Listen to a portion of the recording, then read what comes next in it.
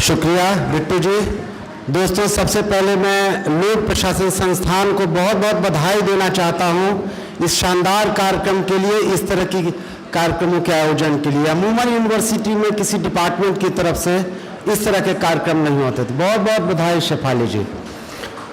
दोस्तों, अध्यक्ष महोदय, दोस्तों, बहुत सारी बातें हो चुकी हैं।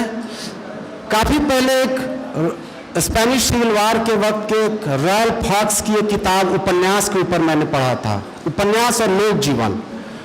तो उपन्यास के बारे में बहुत दिलचस्प बात कहा करते थे कि जैसे कविता और नाटक बहुत पुरानी विधा है, उपन्यास उसी समाज में लिखा जाता है जिसमें व्यक्ति और समाज का संतुलन पूरी तरह भंग हो चुका।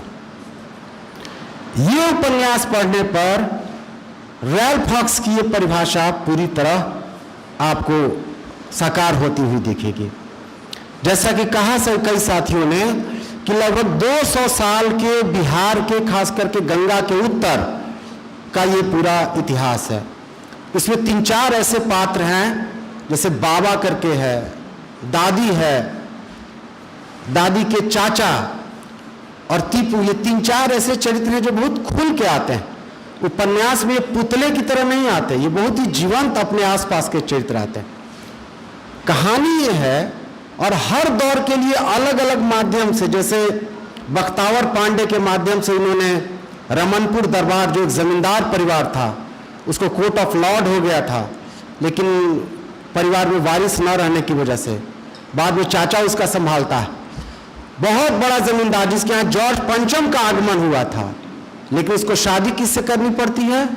मुजफ्फरपुर में माधोपुर के किसान परिवार में। क्यों? जमींदार है जिसके यहां जॉर्ज पंचम आता है, जिसकी काफी आमदनी है। क्योंकि देखिए, यही बिहार के समाज का यथार्थ है। बहुत आपके ठाठ थे, आपका वैभव था, लेकिन शादी होती है एक ऐसे परिवार में जिसमें नगद आमदनी होती है। 3 आंगन वाला घर था रमनपुर दरबार का, दादी का, उसकी शादी होती है एक आंगन वाले घर से।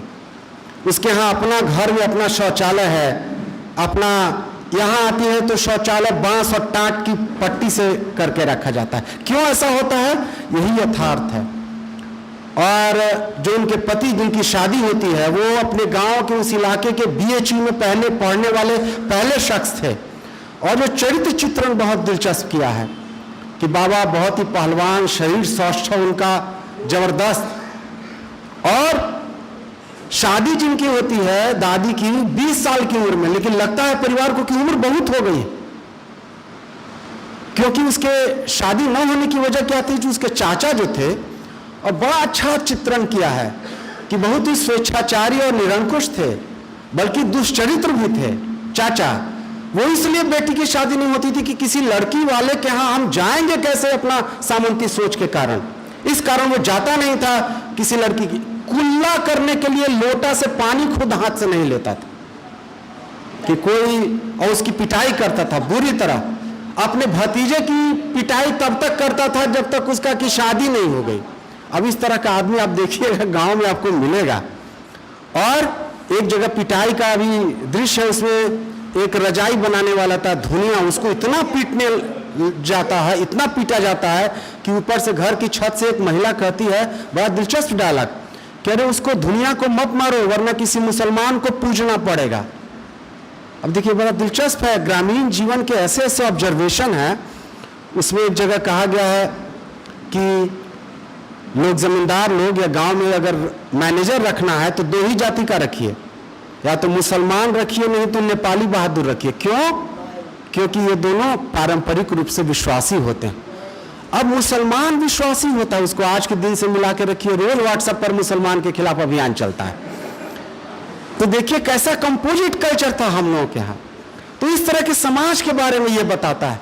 ये बताता है कि जब शादी होती है उसकी, लगता है वो कहानी लिखती है, जैसे बताया कई साथियों ने कि दादी की डायरी और लोरा का आख्यान, यही 2 चीजें। लोरा मतलब एक श्वान है, कुतिया। श्वान में भी कई प्रजाति है, हमने भी एल्सिसियन का नाम सुना था, लेकिन लैब्राडोर, सबका अलग चरित्र है। एल्सिसियन का चरित्र विचित्र है, वो आपको घर में बहुत बहादुर बनेगा, लेकिन आवारा कुत्ता से अगर उसकी भेंट हो गई तो उनकी सारी हैकड़ी खत्म हो जाती है। तो इस तरह का है, बहुत ही आपको एक अलग अलग उसमें रंग मिलेंगे। और इस घर में इनके जो किसान परिवार में शादी होती है, बाबा जो BHU में पढ़ता है, बाल वो आज़ादी के बाद का पहला नवयुवक है। और वो एक किताब आती है कुत्तों को ट्रेन करने के बारे में, train your own dog, obedience की ट्रेनिंग दी जाती है। ये आजकल को प्रतापगढ़ में राजा भैया जहाँ जिस खानदान का है, उसे भद्री रियासत, उसी खानदान से वो किताबें आती है, ट्रेनिंग दी जाती है।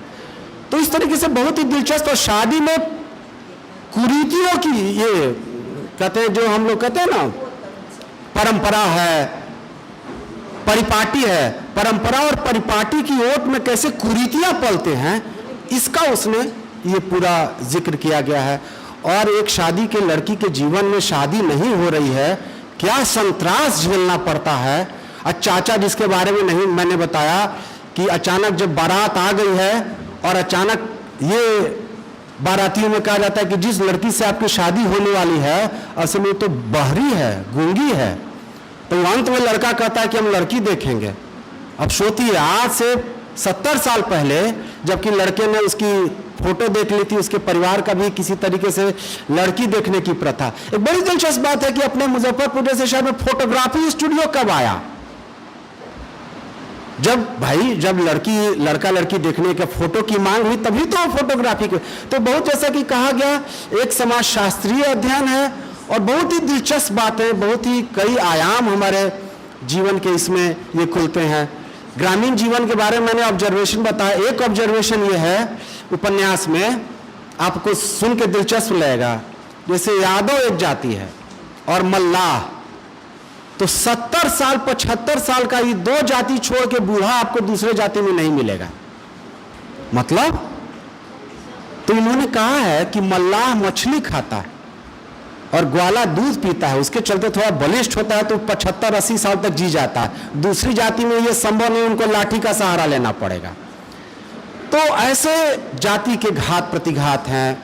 जेपी मूवमेंट के लिए इसने उपन्यास में बाबा का जो अपना बेटा है उमंग, उसकी माध्यम से जेपी मूवमेंट की कहानी कही जाती है।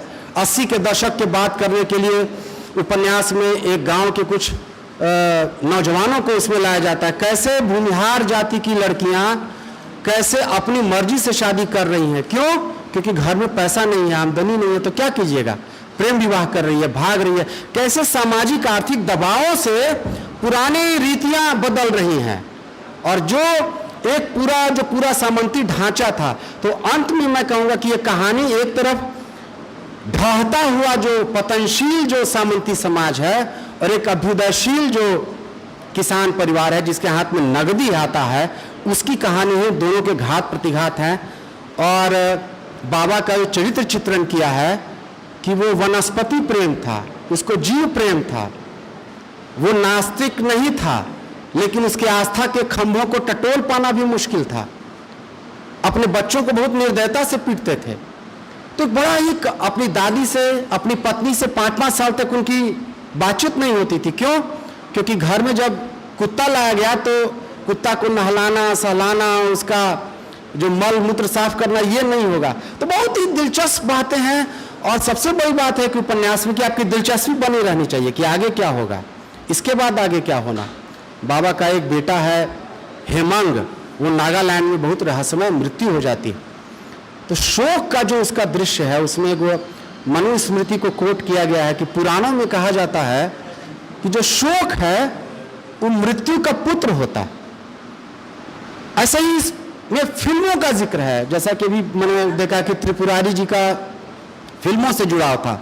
आप देखिए कि एक जगह गरीबी का वर्णन होता है तो पथेर पांचाली आपने देखी होगी, सज्जित रे की महान फिल्म, इंद्रमुखी एक ये पात्र है, उसका जिक्र आता है। बर्लिन की एक, जब बाल शोषण पर बर्लिन की एक फिल्म का जिक्र आता है। उसका टीपू का बेटा है, एक गाय है मैमी का जिक्र आता है। तो गॉन विद द विंड का जिक्र आता है। तो आपको इतने सोर्सेज में ले जाती है और कुछ ऐसे मार्मिक दृश्य हैं। ये परिवार कैसे ढहता है, गांव में रहने वाला सारे बच्चे जब सेटल्ड हो जाते हैं तो गांव कैसे खाली होने लगता है। जब गांव खाली होने लगता है तो आपको देखिएगा कि गाय बैल सब बेचा जाने लगता है। तो बड़ा मार्मिक दृश्य है कि जब गाय बैल जिसको उसके पिता ने बड़े नाज से, बहुत संवेदना से पाला था, जब गाय को बेचा जाता है तो जिसके यहाँ बेचा जाता है उसके खूंटा तोड़ा के फिर अपने घर में चला आता। गाय जब बेचा, अगर आप लोग थोड़ा सा ग्रामीण जीवन से परिचित होंगे तो कहता क्या है कि ये तो ऐसे ही करेगा, तुम्हारे यहाँ रहेगा नहीं, तो तुम कम से कम मेरे यहाँ रोज आकर के इसको पुचकारो, इसके साथ थोड़ा ये कर, बस हो गया। मैं समझ गया। तो इसको तो बहुत ही दिलचस्प है, जैसा कि बताया गया साथियों कि ये बहुत ही एक दस्तावेज है और मन लगता है पढ़ने में, आपको बोर नहीं होंगे, यही इसकी खासियत है। अंत में अपनी बात इस उपन्यास के एक पात्र हैं ज़हूर मियाँ, जो उसके पिता डॉक्टर साहब बिशुनपुर कोठी जो ये है। ज़हूर मियाँ एक गीत गाता है इस उपन्यास में, और यही मेरे ख्याल से इस उपन्यास का क्रक्स भी है, यही इसका संदेश भी है। ज़हूर मियाँ कहता है, बच्चों को जब सिखाता है कि जिंदगी के मेले दुनिया में कम न होंगे, अफसोस हम न होंगे। तो जो नहीं लोग हैं उनकी ये कहानी है, उनकी ये कथा। शुक्रिया, धन्यवाद। बहुत बहुत शुक्रिया अनीस अंकुर जी का, जिन्होंने आपके समक्ष विस्तृत से किताब के ऊपर जो है चर्चा की।